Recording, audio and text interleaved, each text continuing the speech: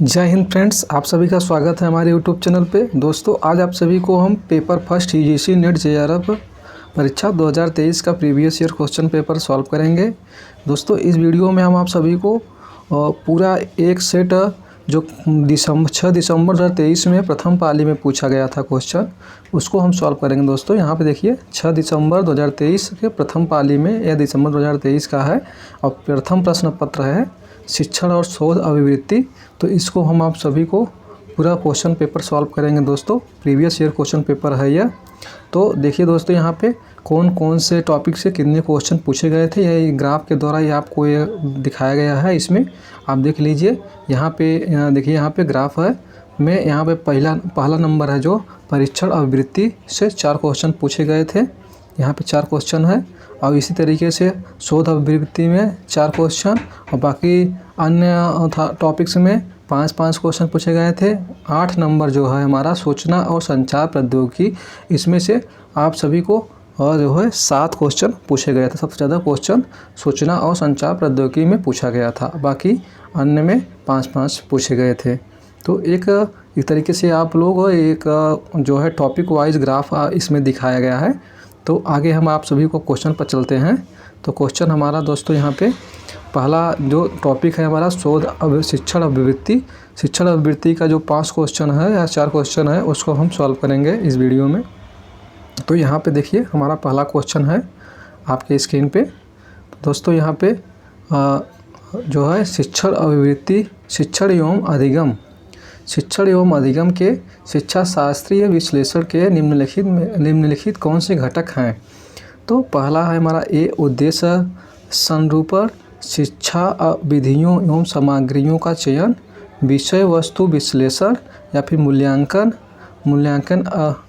मूल्यांकन जो है युक्तियों का चयन। तो और उसके बाद में हमारा यहाँ पे ऑप्शन दिया गया है।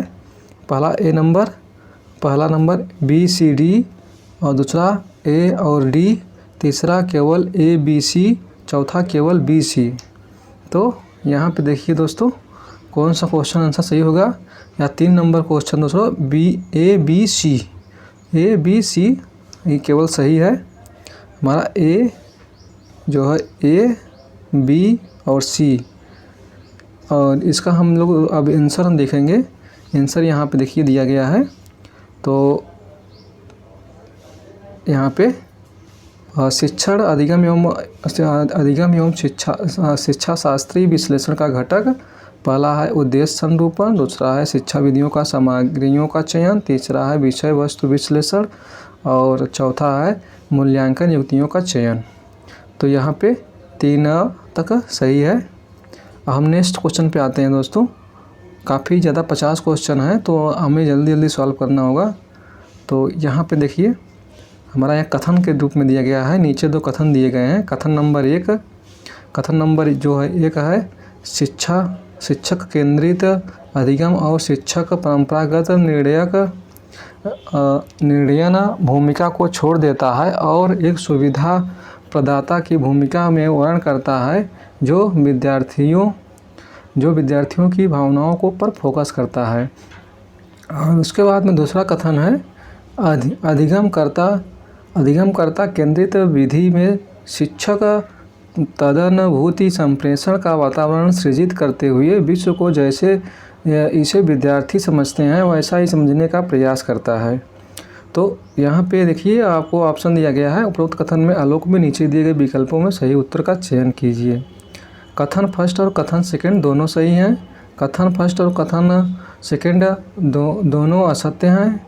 कथन 1 सत्य है लेकिन कथन सेकंड असत्य है। और चौथा है हमारा कथन फर्स्ट असत्य है लेकिन कथन सेकंड सत्य है। तो यहाँ पे हमारा यही लास्ट चौथा सही हो जाएगा। यहाँ पे पहला कथन असत्य है लेकिन दूसरा कथन सत्य है। तो अब आइए हम आते हैं क्वेश्चन नंबर 3 पर। तो क्वेश्चन नंबर 3 है हमारा, यहाँ पे देखिए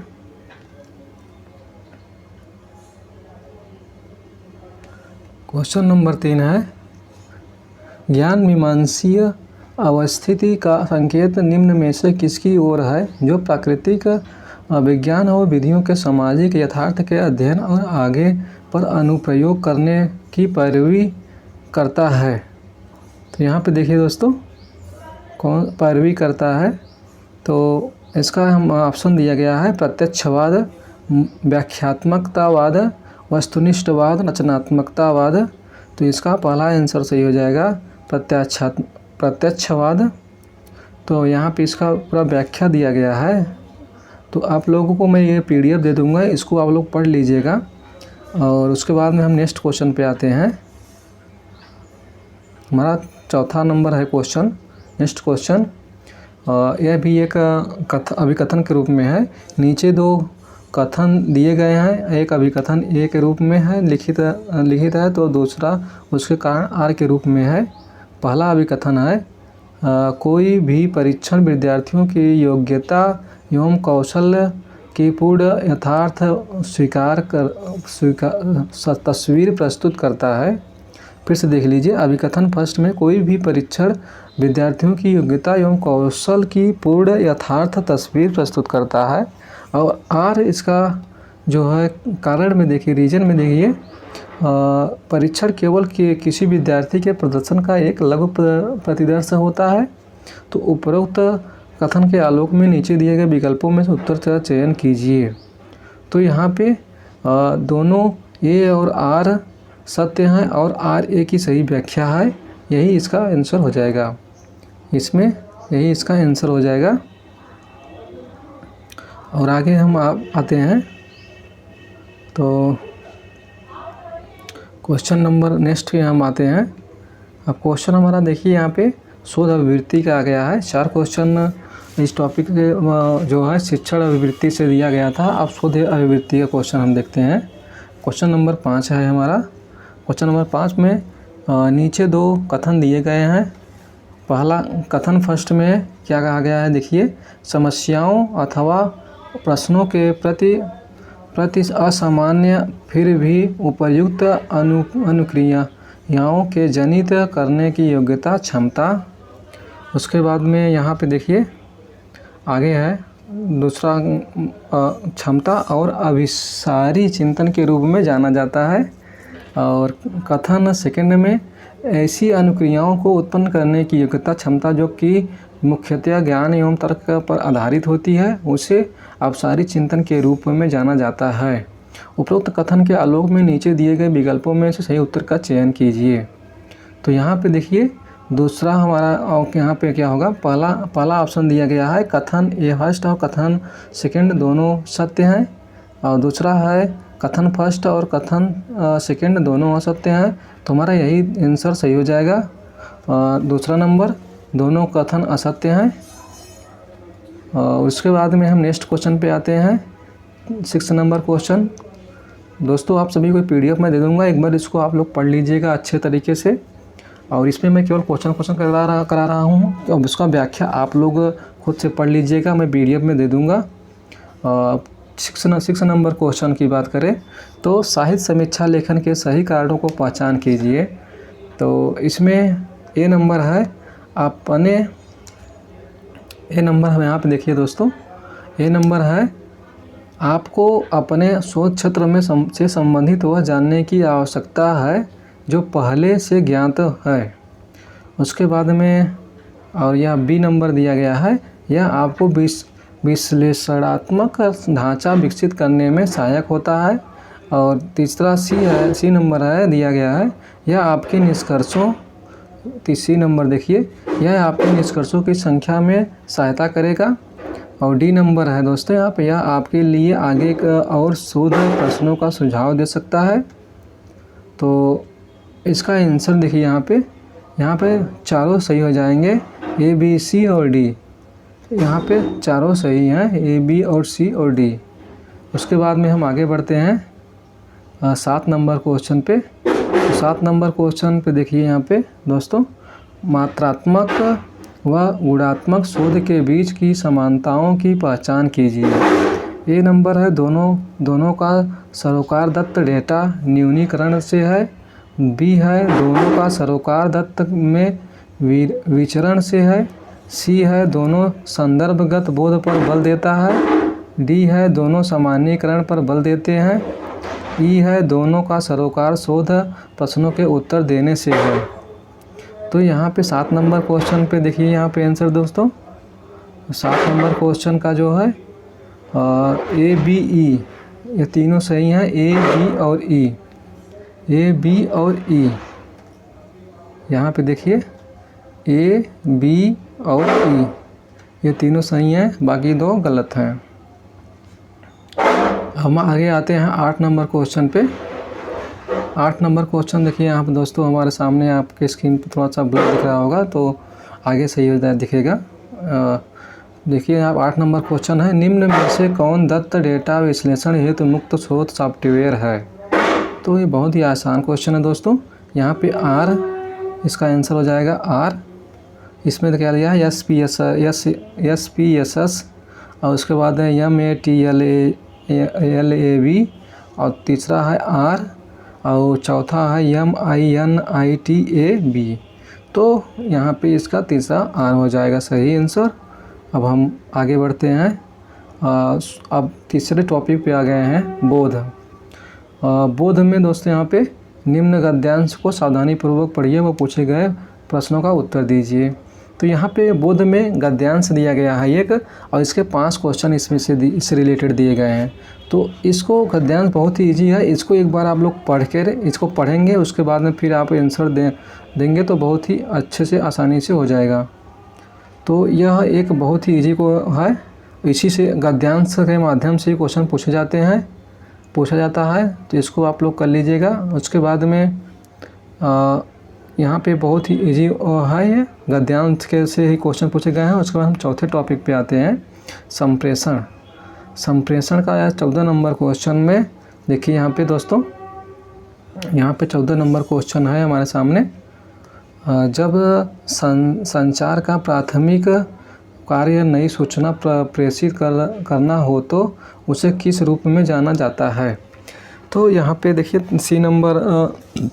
ए नंबर अवचेतन कार्य, दूसरा है एकल प्रयोजन कार्य, तीसरा है निर्देशात्मक कार्य, चौथा है विभेदी कार्य। तो यहाँ पे देखिए दोस्तों, यहाँ पर 3 नंबर का जो है वो आंसर सही होगा, निर्देशात्मक कार्य। और उसके बाद में हम दोस्तों 15 नंबर क्वेश्चन पे आते हैं। 15 नंबर क्वेश्चन हमारा देखो यहाँ पे आपके स्क्रीन पे दोस्तों। 15 नंबर क्वेश्चन है हमारा जो है संवाद के चारों सूत्रों में से एक मात्रात्मक सूत्र निम्नलिखित में से किसकी सही मात्रा को प्रतिबिंबित करता है। तो इसका यहाँ पे को ऑप्शन दिया गया है प्रतिमान या फिर विन्यासकारी या उसका 3 नंबर है उपमा, चौथा है सूचना। तो यहाँ पे देखिए दोस्तों, यहाँ पे चौथा नंबर है जो सूचना, इसका आंसर होगा सही, और ये संवाद के रूप में है, सूचना इसका आंसर सही होगा। अब हम 15 क्वेश्चन पे आते हैं। 15 नंबर क्वेश्चन है हमारा दोस्तों, यहाँ पे देखिए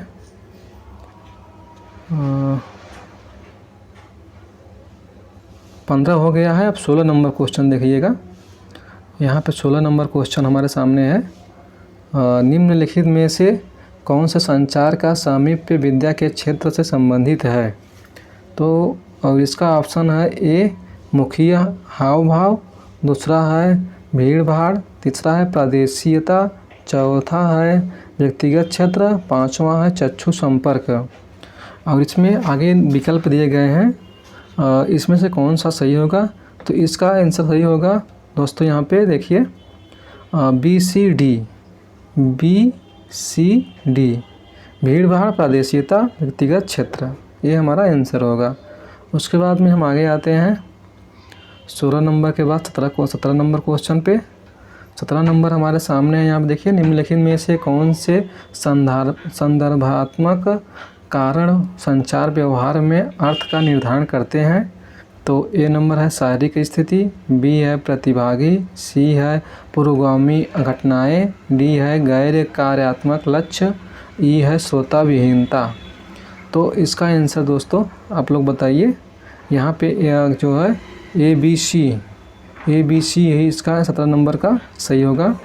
इसका A, B और C, और ABC किस में है, तो इसमें ABC, ये हमारा फर्स्ट ये नंबर 1 नंबर सही हो जाएगा।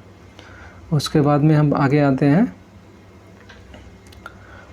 हैं दोस्तों 17 नंबर के बाद 18 नंबर क्वेश्चन पे। 18 नंबर क्वेश्चन है दोस्तों यहाँ पे 18 नंबर क्वेश्चन है, एक मिनट थोड़ा सा दोस्तों बहुत गड़बड़ हो गया है क्या, 18 नंबर क्वेश्चन दिया ही नहीं है शायद।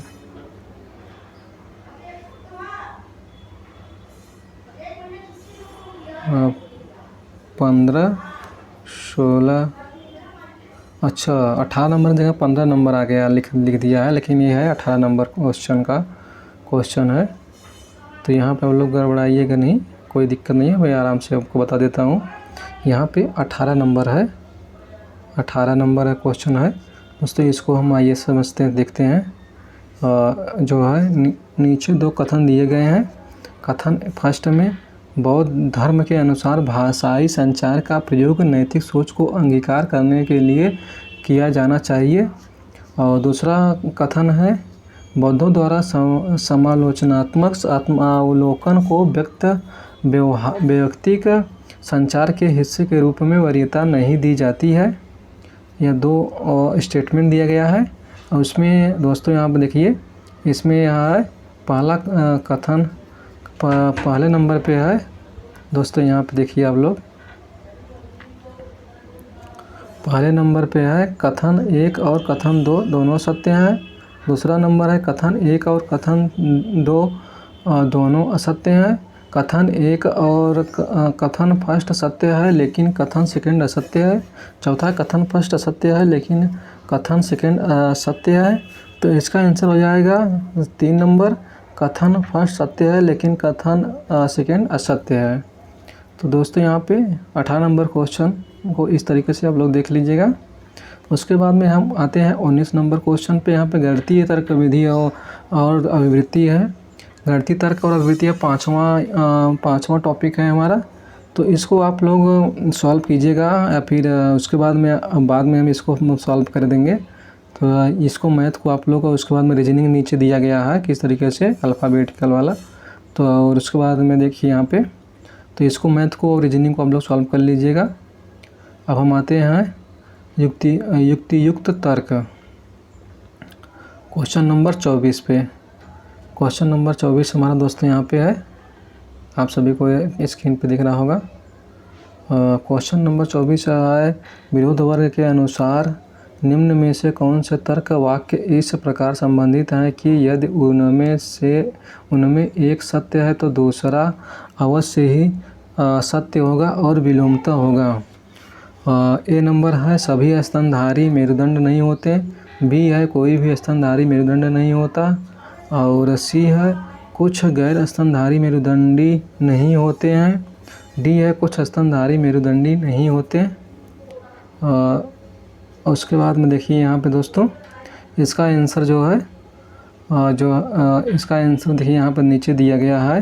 पहला नंबर है केवल ए और डी, दूसरा है केवल ए और सी, और तीसरा नंबर है ए और बी, चौथा है ए और डी। तो इसका कौन सा आंसर होगा दोस्तों? यहाँ पे 1 नंबर हो जाएगा, सही हो जाएगा। 1 नंबर यहाँ पे है केवल ए और डी। तो यहाँ पे केवल एक और डी, ए और डी में कौन कौन से हैं? स्तनधारी मेरुदंड नहीं होते हैं। दूसरा ए और डी कुछ स्तनधारी मेरुदंड नहीं होते हैं। तो यहाँ पे आंसर हो जाएगा। उसके बाद में हम आगे आते हैं 25 नंबर क्वेश्चन पे। 25 नंबर क्वेश्चन यहाँ पे देखिए दोस्तों, 25 नंबर क्वेश्चन है हमारा यहाँ पे।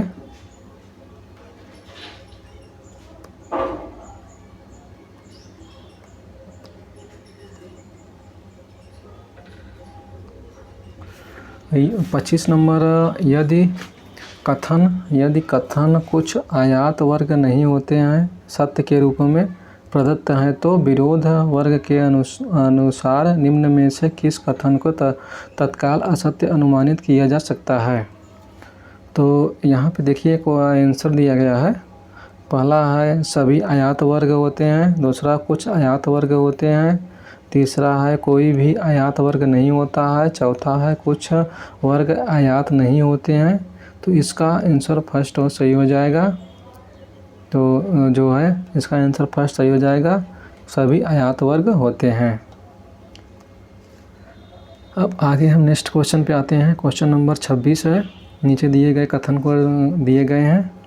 पहला है कथन हमारा, भारतीय साहित्य शास्त्र दर्शन के अनुसार ध्वनि शाश्वत है क्योंकि यह श्रव्य है, युक्ति दोष युक्त है, युक्ति दोष युक्त है। और उसके बाद में आगे दूसरा कथन स्टेटमेंट देखिए दोस्तों। दूसरा स्टेटमेंट है दूसरा हमारा स्टेटमेंट है, भारतीय शास्त्रीय न्याय दर्शन के अनुसार ध्वनि शाश्वत है क्योंकि यह श्रव्य है, युक्ति में अनियमित पद मध्य पद पर दोष हैं, जहाँ मध्य पद अधिक व्यापक है। यहाँ मध्य पद अधिक व्यापक है। इसमें 3 ऑप्शन दिए गए हैं। पहला कथन और दूसरा दोनों सत्य हैं। पहला कथन फर्स्ट और कथन सेकंड दोनों असत्य हैं। और तीसरा है कथन एक सत्य है लेकिन कथन सेकंड असत्य है। दोस्तों यहाँ पे यही तीसरा नंबर सही हो जाएगा, कथन फर्स्ट सत्य है लेकिन कथन सेकंड असत्य है। आगे बढ़ते हैं। 27 नंबर क्वेश्चन देखते हैं दोस्तों। 27 नंबर क्वेश्चन में है, निम्न में से कौन से कथन तार्किक रूप से तुल्य हैं। तो पहला ए नंबर है, कोई भी तरल पेय पदार्थ नहीं होते हैं। दूसरा बी है, कोई भी पेय पदार्थ तरल नहीं होता है। तीसरा है, सभी गैर पेय पदार्थ तरल होते हैं। चौथा, सभी तरल गैर पेय पदार्थ होते हैं। तो इसका आंसर दोस्तों यहाँ पे नीचे दिया गया है, ए और बी और ए और सी। तीसरा है बी और डी। चौथा है सी और डी। तो इसका आंसर हो जाएगा ए और बी।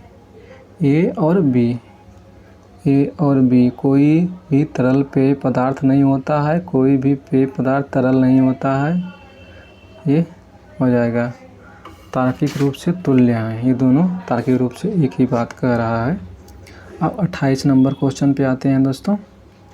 28 नंबर क्वेश्चन यहाँ पे हमारे सामने देखिए, विगत 5 वर्षों से दौरान विधि पुस्तिका में पूर्व की अपेक्षा अधिक कानून जोड़े गए हैं, तथापि इसी अवधि के दौरान अपराधों की संख्या में काफ़ी वृद्धि हुई है। अतः अपराध की दर में कमी लाने के लिए हमें कानूनों को समाप्त करना होगा। उपर्युक्त कथन में से कौन सा दोष है। तो इसमें एक नंबर है जिसमें भ्रामक दोष है, भ्रामक संकेत का संकेत है। तो उसके बाद हम 28 के बाद अब 29 नंबर क्वेश्चन पे आते हैं। 29 नंबर क्वेश्चन 29 और उसके बाद में 30, 31 दोस्तों ये ग्राफिकल क्वेश्चन है। यहाँ पे देखिए आंकड़ों की व्याख्या वाले हैं, तो इसको आप लोग खुद से आप इसको देख लीजिएगा। उसके बाद हम आते हैं 34 नंबर इन क्वेश्चन पे।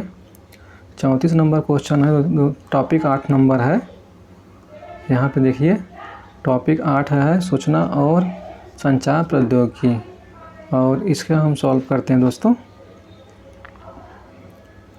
34 नंबर क्वेश्चन में क्वेश्चन दिया हुआ है यहाँ पे, उन प्रतिचयन मुद्दों की पहचान कीजिए जो ऑनलाइन सर्वेक्षणों के लिए समस्या पूर्ति हैं। ए नंबर है, अनेक व्यक्तियों के एक से अधिक इंटरनेट सेवा प्रदाताओं का प्रयोग करते हैं।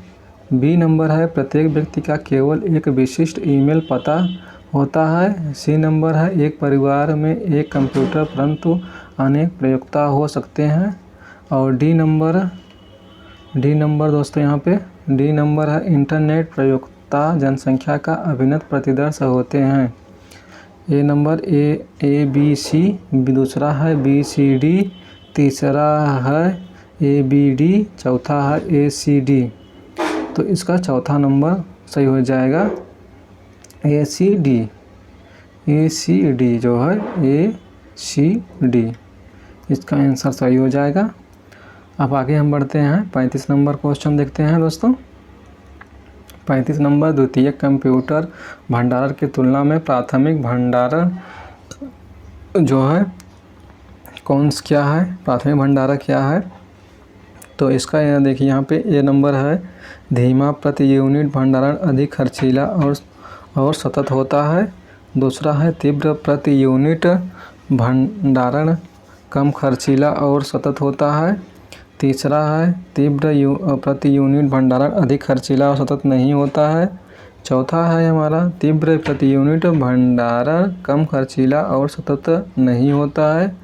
तो इसका आंसर दोस्तों यहाँ पे 3 नंबर हो जाएगा।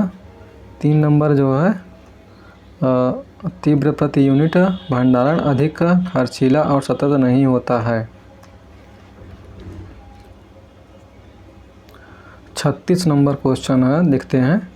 नीचे 2 कथन दिए गए हैं। कथन फर्स्ट, कंप्यूटर नेटवर्किंग में IPv4 एड्रेस की तुलना में IPv6 एड्रेस 4 गुना बड़ा होता है। कथन सेकंड में IP एड्रेस इंटरनेट पर किसी यंत्र की अवस्थिति प्रदान करता है, जबकि MAC एड्रेस इंटरनेट के जुड़े यंत्र की पहचान करता है। ये देखिए दोस्तों 36 नंबर क्वेश्चन 36 नंबर का है। दोनों ही कथन सत्य हैं। यहाँ पे ये पहला सही हो जाएगा। कथन 1 और कथन दोनों सत्य हैं। अब आगे बढ़ते हैं। आगे है हमारा 37 नंबर क्वेश्चन। 37 भी मैथमेटिकल है, इसको आप सॉल्व कीजिएगा, जाने तो बहुत बड़ा लंबा वीडियो हो जाएगा। उसके बाद में 38 नंबर है क्वेश्चन। यहाँ पे देखिए 38 नंबर हम देखते हैं। स्मृति में यानी मेमोरी में संग्रहित सूचना के वह संगठित समूह जो नई सूचना को व्याख्यायित, संग्रहित एवं स्मरण करने के तरीकों को अभिन्न करता है कहलाता है। तो इसका हो जाएगा स्कीमा। दूसरा आंसर हो जाएगा स्कीमा, सही हो जाएगा। आगे बढ़ते हैं 39 नंबर क्वेश्चन पे। यहाँ पे हमारा है दोस्तों सूची फर्स्ट और सूची सेकंड में मिलान करने के लिए दिया गया है। तो इसका दोस्तों यहाँ पे दिया गया है A नंबर विंडो, दूसरा B है आइकन, और इसका हम मिलान को आप सभी को हम दिखा देते हैं सीधा सॉल्व में। जो है इसका 3 नंबर आंसर सही होगा। तो यहाँ पे देखिए विंडो का मतलब होगा, विंडो जो है स्क्रीन पर एक क्षेत्र को प्रदर्शित करता है जो किसी प्रोग्राम विशेष को हेतु सूचना दर्शाता है। और दूसरा है आइकन, इसमें किसी प्रोग्राम हेतु विकल्पों की सूची होती है। तीसरा मेन्यू है, इसका प्रयोग मेन्यू विकल्प या आइकन विंडो बंद करें या खोलें के चयन के लिए किया जाता है। तीसरा है फोल्डर अथवा प्रोग्राम को दर्शाता है विंडो के भीतर अथवा स्क्रीन पर मुक्त अचल देखा जा सकता है। तो यहाँ पे देखा आपने तीनों सभी का मिलान हो गया। उसके बाद हम 40 नंबर क्वेश्चन पे आते हैं।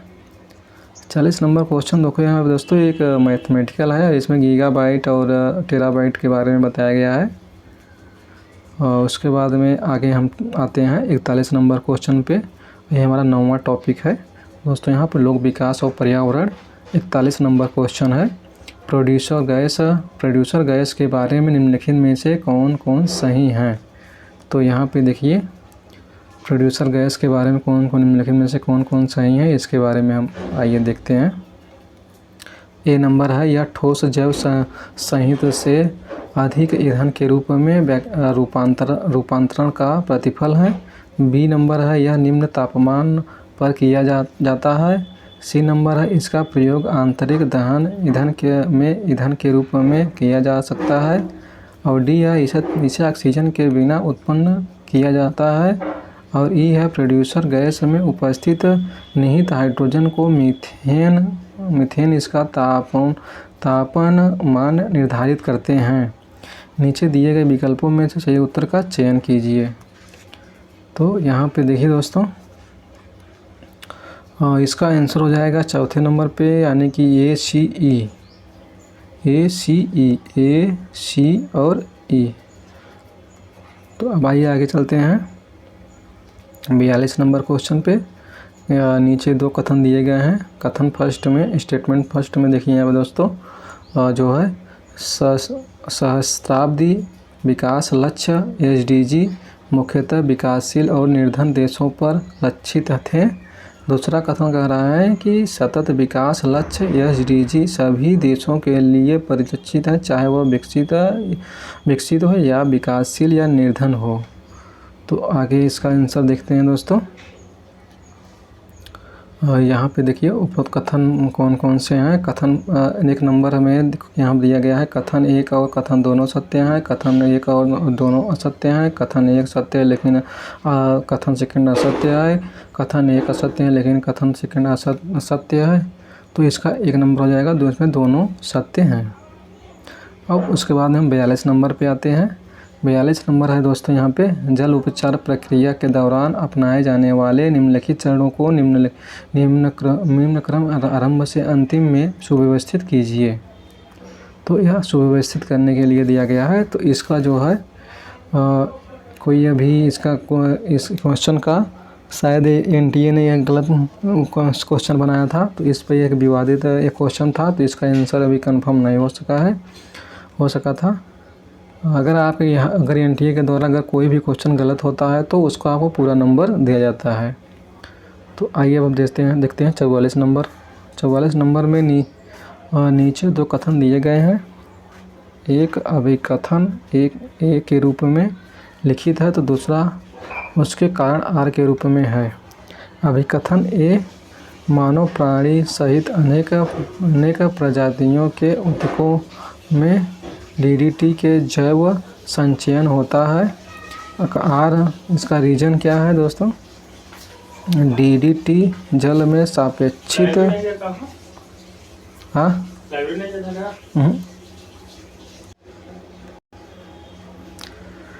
41 नंबर फिर से देखिए दोस्तों। यहाँ पर नीचे दिए गए कथन में अभिकथन नीचे 2 कथन दिए गए हैं, जिसमें पहला है मानव प्राणी सहित अनेक प्रजातियों के ऊतकों में DDT का जैव संचयन होता है। R रीजन DDT जल में सापेक्षित घुलनशील होते हैं, लेकिन यहाँ पे देखिए लेकिन वसा और तेल में आसानी से घुलनशील होता है। तो इसका आंसर देखिए दोस्तों, जो है दोनों सत्य हैं, लेकिन दोनों A और R सत्य हैं, लेकिन R A की सही व्याख्या है। आइए अब नेक्स्ट क्वेश्चन पे चलते हैं। 45 नंबर।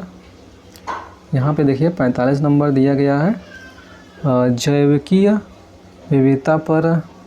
थोड़ा इसको हम बड़ा कर देते हैं जूम करके। अब देखिए दोस्तों, जैविकीय विविधता पर अभिसमय इसके सिद्धांतों को कार्य रूप देने के लिए व्यवहारिक प्रायोगिक साधन के रूप में कल्पित सतत विकास को बढ़ावा देने के लिए समर्पित है। सूची 20 कार्यसूची 20, दूसरा नंबर है कार्यसूची 21, कार्यसूची 22, कार्यसूची 23।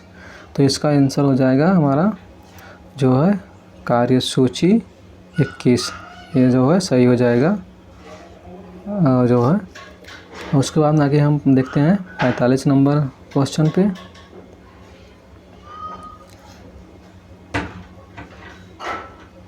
हाँ 46 नंबर क्वेश्चन में 45 हो गया है। तो 46 हमारा देखिए 10वां टॉपिक पे आ गए हैं हम। जो 10वां टॉपिक हमारा है यहाँ पे देखिए जो है शिक्षा, उच्च शिक्षा प्रणाली। अब 46 नंबर पे क्वेश्चन पे हम चले सॉल्व करते हैं। 46 नंबर क्वेश्चन हमारा है दोस्तों यहाँ पे, द्वितीय पंचवर्षीय योजना के दौरान विश्वविद्यालय अनुदान आयोग द्वारा निम्नलिखित में से कौन से कदम उठाए गए थे? पहला है त्रिवर्षीय स्नातक पाठ्यक्रम का पुनर्स्थापन, B है पुस्तकालयों को प्रयोगशालाओं में सुधार, C है हमारा विश्वविद्यालय के अध्यापकों की वेतन वृद्धि, D है हमारा देखो दोस्तों D है विश्वविद्यालयों में किसी भी नए विभाग खोलने का अनुमोदन नहीं दिया जाना, E है हमारा भारत के सभी विश्वविद्यालयों में स्थानीय भाषाओं के अलावा हिंदी और शिक्षा के वैकल्पिक माध्यम बनाया गया है। यहाँ पे देखिए यहाँ पे हो जाएगा ABC जो है दोस्तों यहाँ पे सही है, बाकी सब गलत हैं। यहाँ पे ए है त्रिवर्षीय स्नातक पाठ्यक्रम का पुनर्स्थापन, बी है पुस्तकालयों और प्रयोगशालाओं का सुधार, सी है विश्वविद्यालय के अध्यापकों की वेतन वृद्धि।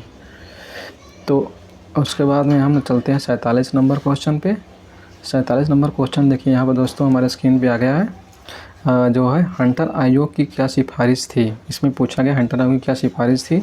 तो पहला है भारत के उच्चतर शिक्षा के उत्साधन, दूसरा महाविद्यालयों में महिलाओं के प्रवेश पर प्रतिबंध लगाना, तीसरा है उच्चतर शिक्षा में गैर सरकारी निजी उद्यम की भागीदारी, चौथा है भारत के ग्रामीण क्षेत्रों में अधिक से अधिक सरकारी विश्वविद्यालयों की स्थापना को बढ़ावा देना।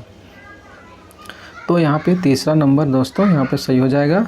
हमारा जो है उच्चतर शिक्षा में गैर सरकारी निजी उद्यम की भागीदारी, ये हमारा 3 नंबर सही हो जाएगा। उसके बाद हम आगे आते हैं 48 नंबर। अच्छा दोस्तों यहाँ पे देख लीजिए, आप लोगों को हम दिखा देते हैं हंटर आयोग जो है, हंटर आयोग की प्रमुख स्थितियाँ क्या क्या थीं। तो यहाँ पे देखिए हंटर आयोग में शिक्षा नीति, प्राथमिक शिक्षा, माध्यमिक शिक्षा, उच्च शिक्षा, मुस्लिम शिक्षा, स्त्री शिक्षा, धार्मिक शिक्षा, मिशनरी प्रयास, पिछड़े वर्गों की शिक्षा, जनजाति शिक्षा, ये प्रमुख स्थितियाँ थीं। उसके बाद हम 48 नंबर पे आते हैं। 48 नंबर हमारा देखिए दोस्तों, नीचे 2 कथन दिए गए हैं।